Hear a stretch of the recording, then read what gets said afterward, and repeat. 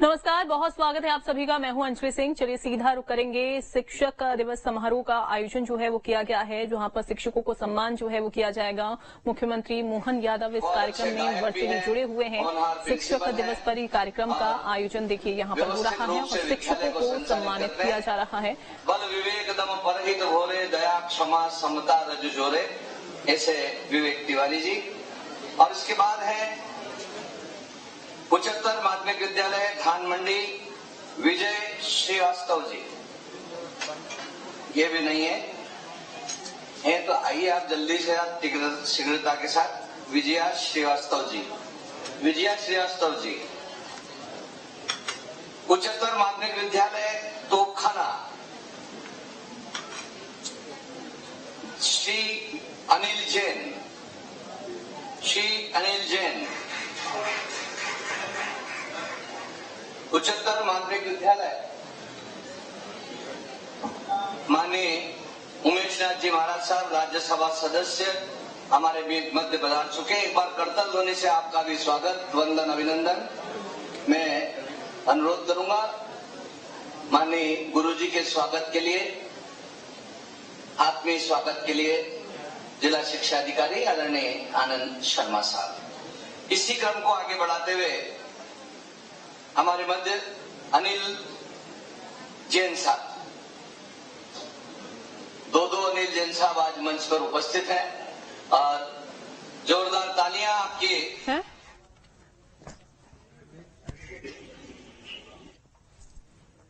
अब ये तस्वीरें आप देख रहे हैं। देखिए मुख्यमंत्री कार्यक्रम में यहाँ पर जुड़े हुए हैं और फिलहाल तो सम्मान समारोह जिसमें शिक्षकों को सम्मान दिया जा रहा है, उनको सम्मानित किया जा रहा है आज शिक्षक दिवस के मौके पर।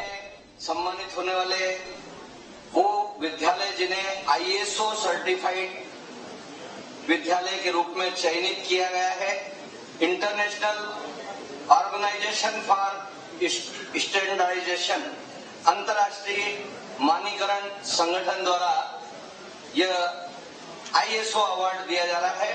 और इस ISO अवार्ड के लिए सबसे पहले आमंत्रित है शासकीय उच्चतर माध्यमिक विद्यालय महाराजवाड़ा क्रमांक 2 उज्जैन, अशोक सक्सेना जी। आप राज्यपाल पुरस्कार से भी सम्मानित हैं, श्री अशोक सक्सेना। इसी क्रम में उच्चतर माध्यमिक विद्यालय फाजलपुरा उज्जैन, श्रीमती स्मृति करंजगांवकर जी। स्मृति करंजगांवकर जी। शासकीय उच्चतर माध्यमिक विद्यालय मॉडल उज्जैन, श्री पदम सिंह चौहान। श्री पदम सिंह चौहान हमारे मध्य उच्चतर माध्यमिक विद्यालय। सम्मान और उपलब्धियों का यह क्रम आनंद में इजाफा करे। उच्चतर माध्यमिक विद्यालय भैरवगढ़ तनवीर खान, सद्भावना की प्रतीक के रूप में तनवीर खान। सलमा बाचे गीता और सीता पढ़े कुरान और दिखलाएं हम विश्व को, ये है हिंदुस्तान। सन्नत व्यास जी आ चुके हैं, कृपया उनके सर्टिफिकेट भी पहुंचाएं, लेकिन थोड़ा आप रुकिएगा। इसके पश्चात है श्री विवेक तिवारी जी, उच्चतर माध्यमिक विद्यालय नूतन इंदिरा नगर। बहुत अच्छे गायक भी हैं, होनहार प्रिंसिपल हैं और व्यवस्थित रूप से विद्यालय को संचालित करते हैं। बल विवेक दम परहित घोरे, दया क्षमा समता रज जोरे, ऐसे विवेक तिवारी जी। और इसके बाद है उच्चतर माध्यमिक विद्यालय धान मंडी, विजय श्रीवास्तव जी। ये भी नहीं है तो आइए आप जल्दी से आप शीघ्रता के साथ विजया श्रीवास्तव जी। विजया श्रीवास्तव जी, उच्चतर माध्यमिक विद्यालय तोपखाना, श्री अनिल जैन। श्री अनिल जैन, उच्चतर माध्यमिक विद्यालय माननीय उमेश नाथ जी महाराज साहब राज्यसभा सदस्य हमारे बीच मध्य पधार चुके। एक बार करतल ध्वनि से आपका भी स्वागत, वंदन, अभिनंदन। मैं अनुरोध करूंगा माननीय गुरुजी के स्वागत के लिए, आत्मीय स्वागत के लिए जिला शिक्षा अधिकारी आदरणीय आनंद शर्मा साहब। इसी क्रम को आगे बढ़ाते हुए हमारे मध्य अनिल जैन साहब, दो अनिल जैन साहब आज मंच पर उपस्थित हैं और जोरदार तालियां आपके कार्यक्रम में अभिवृद्धि करें। उच्चतर माध्यमिक विद्यालय जीवाजीगंज एस बोरखेड़िया जी और बहुत ही हर्ष का विषय है, उज्जैन जिले में सम्मानित होने वाले वो विद्यालय जिन्हें ISO सर्टिफाइड विद्यालय के रूप में चयनित किया गया है। इंटरनेशनल ऑर्गेनाइजेशन फॉर स्टैंडर्डाइजेशन, अंतर्राष्ट्रीय मानकीकरण संगठन द्वारा यह ISO अवार्ड दिया जा रहा है और इस ISO अवार्ड के लिए सबसे पहले आमंत्रित हैं शासकीय उच्चतर माध्यमिक विद्यालय महाराजवाड़ा क्रमांक 2 उज्जैन अशोक सक्सेना जी। आप राज्यपाल पुरस्कार से भी सम्मानित हैं, श्री अशोक सक्सेना। इसी क्रम में उच्चतर माध्यमिक विद्यालय फाजलपुरा उज्जैन श्रीमती स्मृति करंजगांवकर जी, स्मृति करंजगांवकर जी। शासकीय उच्चतर माध्यमिक विद्यालय मॉडल उज्जैन श्री पदम सिंह चौहान, श्री पदम सिंह चौहान। हमारे मध्य उच्चतर माध्यमिक विद्यालय उर्दू श्रीमती अर्चना श्रीवास्तव जी भी उपस्थित हो चुकी हैं। कृपया उनसे भी आग्रह है कि वे भी बस लास्ट ये ISO अवार्ड दिया गया है पदम सिंह चौहान। श्रीमती अर्चना श्रीवास्तव तोपखाना उर्दू मदार गेट की प्राचार्य हैं और एक बार जरा जोरदार करतल ध्वनि से स्वागत करें, अभिनंदन करें। कहा जाता है कि कवच अवेद पूजा यही सम विजय उपाय न दूजा। रण में जाने के लिए कवच की पूजा, किसी श्रेष्ठ कार्य करने के लिए ब्राह्मण की पूजा और गूढ़ रहस्यों को जानने के लिए गुरु की पूजा की जाती है। इसी प्रकार शिक्षा के क्षेत्र में उन्नति करने के लिए आज शिक्षकों का विशिष्ट अभिनंदन महाकाल की नगरी उज्जैनी में किया। आइए अब आमंत्रण है उज्जैन उत्तर के विधायक माननीय अनिल जैन कालुवाड़ा जी को जोरदार करतल ध्वनि के साथ वे आए और आज के इस अवसर पर ओजस्वी भाषण प्रदान करें। बोलिए भारत माता की। शिक्षक दिवस के अवसर पर उपस्थित आज बड़ा वेदना भरा भी कार्यक्रम है, पर जिन्होंने राष्ट्र धर्म को प्रथम माना, जिन्होंने राष्ट्र की पूजा ही और मध्य प्रदेश के 7 करोड़ जनता को भगवान माना, ऐसे व्यक्तित्व जो अपने पिताजी के न रहने के बावजूद भी हम सब में से भी यदि कोई व्यक्ति ऐसा ध्यान में आता है कि अपने को कहीं चलना है तो वो बोलता है कि हम 13 दिन कहीं नहीं जाएंगे।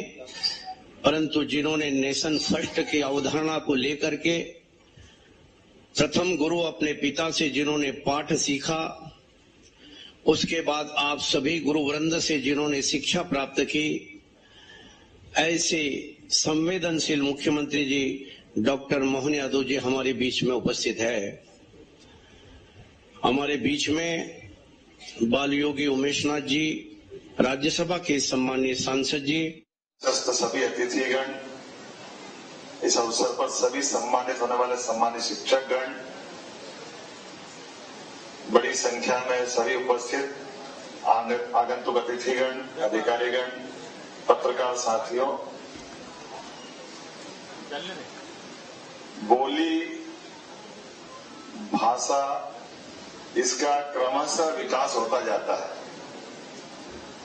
अभी मैं प्रश्न अगर उठाऊं कि बोली से भाषा में आने के लिए जब बोली भाषा में बदलती है तो भाषा से बोली का विकास, जैसे हिंदी का विकास, अगर हम इसके अतीत में जाएं तो 1000 साल का हमारे हिंदी का विकास हुआ। और हिंदी की मात्र भाषा अगर पकड़े तो संस्कृत है, और बोली पकड़े तो अपने देश की अलग अलग, खास करके खड़ी भाषा से हमारी अपनी हिंदी का प्रादुर्भाव हुआ। समय के साथ शब्द बढ़ते गए तो इसमें बड़ी भूमिका तुलसीदास जी की भी है। जब उनने संस्कृत के प्रकांड विद्वान होने के बाद भी वो चाहते तो संस्कृत में रामायण की रचना करते हैं, लेकिन वाल्मीकि रामायण थी पहले से। लेकिन सर्वसुलभ भाषा में हिंदी को एक तरह से समाज में प्रतिस्थापित करने के लिए बड़ी भूमिका उनकी रही। मैं ये थोड़ी भूमिका इसलिए बता रहा हूं, थोड़ी देर बाद में मुद्दे पे आऊंगा। हमारी अपनी इसी भूमिका में, जैसे संस्कृत के ज्ञाता होने के बावजूद भी हमारी बोली में रामायण को लिख करके हिंदी का मार्ग प्रशस्त अगर किसी ने किया तो गोस्वामी तुलसीदास जी ने किया। घर घर रामायण पहुंचा और घर घर भगवान राम के चरित्र को गाने के लिए जनता को साथ में खड़ा करने का मौका दिया। और हिंदी और संस्कृत की भाषा के शब्दों को अगर अंतर पकड़े तो लगभग 8.5 करोड़ शब्द संस्कृत भाषा में है, और हिंदी के इस 1000 साल की यात्रा में 17,500 शब्द अभी हमारे सामने जुड़े हैं। और हिंदी के लिए बड़ी भूमिका माधव सप्रे जी ने निभाई, जिनके शिष्यगण एक से बढ़कर एक, आप नाम देखो, हमारे स्वनाम धन्य बड़े बड़े पत्रकार, कवि माखनलाल चतुर्वेदी जी से लगा करके सारे के सारे, जिन्होंने 20वीं शताब्दी में हिंदी की यात्रा में बड़ी भूमिका अदा की। और उसी क्रम में एक संकट हमारे सामने आजादी के बाद खड़ा हुआ कि जब हम हिंदी में शब्द गुरु ढूंढे तो गुरु हिंदी का शब्द नहीं, गुरु शब्द संस्कृत से आता है। हिंदी में शिक्षक पे अटकती गाड़ी। तो सवाल यह उठता कि शिक्षक और गुरु का अंतर करें, तो शिक्षक और गुरु का अंतर करना ये हमारे सामने धर्म संकट भी खड़ा करता है। लेकिन हमको अपनी भावना से, चूंकि हम तो जैसे आयुर्वेद के पास जाओगे वो दुनिया में जीवन व्यतीत करते हैं, तो दुनिया के अंदर माखन के ऊपर कुछ नहीं है। दूध होगा, दही होगा, माखन बनेगा। माखन के बाद यूरोप सहित कहीं भी एशिया के दूसरे देशों में चले जाओ, दक्षिण एशिया में आओगे तो माखन को गर्म कर दो तो घी मिलेगा। ये जहां जहां आयुर्वेद वहीं मिलने वाला, बाकी जगह मिलने वाला नहीं है। ये हमारी प्राचीन परंपराओं से जोड़ता। उसी प्रकार से चूंकि हम अपने गुरु शिष्य परंपरा को जानते हैं और गुरु की बात करते हैं तो हमारी अतीत की सनातन संस्कृति तक हम जुड़ जाते हैं। और सनातन संस्कृति की जहां भी झलक मिलेगी वहां गुरु की महत्ता गुरु की जगह रहेगी, शिक्षक की महत्ता शिक्षक की जगह रहेगी। और गुरु शिक्षक में अंतर करोगे तो बहुत सरलता से कोई समझाने जाएगा तो शिक्षक वो जो सिलेबस से पढ़ा है सरल भाषा में, और जो सिलेबस के ऊपर है वो गुरु है। सिलेबस बनाने के लिए एक अपना अध्ययन मंडल बनता है। वो अध्ययन मंडल डिसाइड करता है कि सिलेबस क्या होना चाहिए, कैसे होना चाहिए, क्या आना चाहिए। इसलिए शिक्षक के आगे प्रशिक्षक आता है और शिक्षक गुरु के आगे कोई आगे न पीछे, दोनों की अपने आप में हमारी उनकी अपनी वैसे तो तुलना ही बेमानी, लेकिन शिक्षक भी गुरु हो सकता है। ऐसा नहीं कि शिक्षक गुरु नहीं हो सकता है, लेकिन गुरु होने के लिए शिक्षा की तरीके और शिक्षक होने के लिए उसकी अपनी सीमा में बात करेगा, पाठ्यक्रम में बात करेगा। गुरु इस जीवन की भी और जीवन की पूर्णता के बाद की भी हमारे ऊपर माता पिता के समाने का आश्रय की छाया छोड़ता है, लेकिन इसमें फर्क आ जाता है। जैसे हम पाठ्यक्रम के अंदर जाते हैं तो हमारे अलग अलग सब्जेक्ट बढ़ते जाएंगे, और जब सब्जेक्ट बढ़ते जाएंगे तो सब्जेक्ट में निष्णात होना चाहिए। इसलिए मुझे इस बात की प्रसन्नता है, इस बड़े संकट को निपटाने के लिए थोड़ी भूमिका हमारी भी है, जब हमने कुलपतियों का नाम बदल के कुलगुरु करने का प्रयास किया हमारी सरकार के माध्यम से। कि गुरु की बात करते ही गुरु से हमने अगर संधि विच्छेद में अर्थ संस्कृत में भी समझने का प्रयास करेंगे तो जो अंधेरे से प्रकाश की ओर ले जाने वाला है उसका मतलब गुरु है। गुरु कोई कर्मकांड के आधार पर नहीं बोलते, और इसीलिए हम उनकी भूमिका तलाशते हैं। अंधेरे से प्रकाश की ले जाने वाले इस परंपरा में आप कभी कल्पना करो, भगवान राम, लक्ष्मण, भरत, शत्रुघ्न अपने लौकिक जीवन की सारी व्यवस्था के साथ शिक्षा दीक्षा भी कर दी, लेकिन महर्षि विश्वामित्र जब उनके पास आए तब वो उनके आश्रम में कोई गुरुकुल तो नहीं ले गए, लेकिन बगल में राक्षसों के आतंक से त्रस्त होकर नन्हे नन्हे बालकों मैंने सुकुमार, नन्हे तो नहीं बोल सकते, लेकिन लौकिक दुनिया से परिचय कराने के लिए गुरु ने ढूंढा अपना शिष्य। ये उसी प्रकार से जैसे परमहंस जी ने विवेकानंद को ढूंढा था, विवेकानंद की जिज्ञासा को शांत किया, और ये हर काल में हर युग में अर्जुन द्रोणाचार्य के माध्यम से दुनिया में अलग पहचान पाते हैं, सांदीपनि के माध्यम से श्री कृष्ण अपनी पहचान पाते हैं। ये गुरुओं ने अपने शिष्य को ढूंढा, शिष्य ने गुरु को ढूंढा, ये एक विषय लंबा हो सकता है। लेकिन आप कल्पना करो, अगर विश्वामित्र के संपर्क में भगवान श्री राम नहीं आते तो बाद की रामायण पे क्या क्या होता हम कल्पना कर सकते हैं। कहा वो जंगल में आतंकवादियों को या उस समय के राक्षसों को अंत करते हैं, गुरु और उत्साहित होते हैं। पहले तो दशरथ महाराज ने कहा था कि क्यों हमारे सुकुमार को ले जा रहे हो, आप मेरी सेना ले जाओ, मेरे को ले जाओ। क्या ऐसा भी हो सकता है कि गुरु ने ये चीज देख ली कि जो भगवान श्री राम कर सकते वो सेना नहीं कर सकती, और सेना कर लेती तो राम जी को क्यों ले जाना पड़ता है? ज्यादा दूर थोड़ी था जंगल, जंगल तो पास ही था, और हड्डियों के ढेर लग गए इतने बड़े बड़े। ये हमारी सत्ता की व्यवस्था में आने वाली चूक का प्रमाण भी है। राजा भी है, सेना भी है, व्यवस्था भी है, लेकिन अव्यवस्था भी पास में थी। उस अव्यवस्था को सुव्यवस्था बदलने के लिए गुरु की दीर्घ दृष्टि की जरूरत पड़ती, और गुरु ने देखा कि इसके लिए एक साथ दोनों काम कितने बड़े बड़े कर दिए उनने। भगवान राम और लक्ष्मण का पुरुषार्थ जगाने का, उनके कॉन्फिडेंस को बढ़ाने का, और एक कॉन्फिडेंस बढ़ा तो दूसरा कॉन्फिडेंस, चलो जनक महाराज ने बड़ा यज्ञ, और वो तो क्या बोलते हैं उसको, स्वयंवर, और कठिन परीक्षा थी। कभी कल्पना करो कि विश्वामित्र जी के साथ अगर भगवान राम लक्ष्मण नहीं जाते तो क्या होता?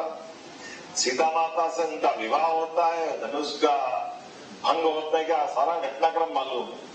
लेकिन ये जो कॉन्फिडेंस बढ़ाने वाली बात, ये गुरु के आने जैसे हमने कभी लोहे को पारस होते नहीं देखा, लेकिन गुरु के संपर्क में आते हुए ऐसे कई उदाहरण हमारे सामने मिलेंगे कि योग्य गुरु मिलता है, और उसका विवेकानंद के नाते से 20वीं शताब्दी में हम सब देखते हैं, जहां बीएससी के विद्यार्थी भगवान पे विश्वास नहीं करते, भगवान भी देखते, और एक बार भगवान देखा तो सच्चे अर्थों में अपने जवाबदारी वाली जगह से बोल सकते हैं कि दोबारा भगवान देखने की इच्छा नहीं की, क्योंकि भगवान की भावना क्या है, वो भावना पकड़ने की देर है, और भावना सारे कष्ट परेशानी, व्यक्ति के जीवन मात्र के सारे दुख हर लो तो भगवान अपने आप मिल जाएगा। ये परमात्मा ने अंदर से प्रेरणा देने के लिए हमको ये शरीर मन बुद्धि आत्मा का पुतला दिया है।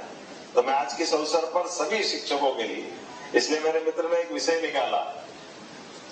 हमने कहा कि 2 दिन पहले मेरे पिता का देहावसान हुआ, तो ये बात सही है कि लौकिक दुनिया की दृष्टि से हम इस बात को समझ सकते हैं, लेकिन सच्चे अर्थों में तो आज भी जी उनकी शिक्षा अपने साथ है, जीवन भर रहने वाली, यही तो आनंद है। हम उनकी शिक्षा को तो टाल के रखें। शरीर तो क्षणभंगुर है, नष्ट होना ही है, लेकिन दी गई शिक्षा है और सही अर्थ में तो उनकी पवित्र आत्मा के साथ पिता का वो तो शरीर बचा है। और शरीर के लिए हमको कब तक इन सारी व्यवस्था को रोकना है? जब हम शपथ लेते तो सत्यनारायण के साथ समय का सदुपयोग करने की बात भी करते, और वो समूचा निचोड़ इसी में आता है। जो जवाबदारी मिले उस जवाबदारी में डूब करके काम करो। मैं आज के इस अवसर पर सभी सम्मानित होने वाले शिक्षकों के प्रति भी मेरी सद्भावना देता हूँ, शुभकामना देता हूँ। आपने उत्कृष्ट कार्य किया, आपने अपने उत्तरदायित्व का निर्वहन किया अलग अलग प्रकार से। आप सबको बहुत बहुत बधाई, बहुत बहुत धन्यवाद। नव दिशा नव जागरण किया समय सत्कार, आप पधारे शिक्षक सम्मान समारोह में बहुत बहुत आभार। जा रहा है, तस्वीरों में आप देख सकते हैं। दरअसल ये वर्चुअली कार्यक्रम हो रहा है, हालांकि उज्जैन में कार्यक्रम चल रहा है, लेकिन इसका प्रसारण अलग अलग जगहों पर किया जा रहा है। आपको बता दें कि मुख्यमंत्री अभी बोल रहे थे और उन्होंने शिक्षा के क्षेत्र में किस तरीके से बदलाव हुए हैं और खास तौर पर यहाँ पर किस तरीके से शिक्षक बच्चों